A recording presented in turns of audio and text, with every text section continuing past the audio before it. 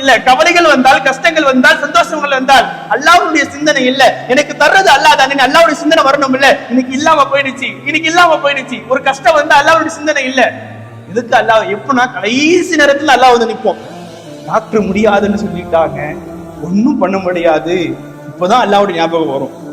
எல்லா முயற்சியும் பண்ணிடுவாரு, முயற்சி எல்லாம் பண்ணிட்ட பிறகு அல்லாஹ்வுடைய சிந்தனை வரும். ஆரம்பத்தில் அல்லாஹ்வுடைய சிந்தனை வர வேண்டும், ஆரம்பத்தில் அல்லாஹ்வுடைய நினைவு வர வேண்டும். முதலில் கேட்கக்கூடிய ஆள் அல்லாஹ்வாக இருக்க வேண்டும்.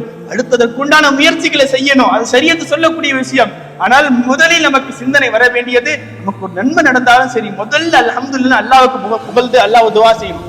அல்லாஹ் எனக்கு இது கொடுத்திருக்குன்னு அல்லாஹ்வுக்கு துஆ செய்யணும். ஒரு கஷ்டங்கள் வரும்போது அல்லாஹ்வுக்கு துஆ செய்யணும், அல்லாஹ்விடத்துல கேட்கணும், யா அல்லாஹ் இந்த கஷ்டத்தை உன்னால மட்டும் தான் போக்க முடியும், உன்னை தவிர வேற யாராலும் போக்க முடியாது, அதனால என்ன செஞ்சிரு, என்கிட்ட இதை போக்கிறியா அல்லாஹ்னு சொல்லி அல்லாஹ்விடத்துல கேட்கணும்.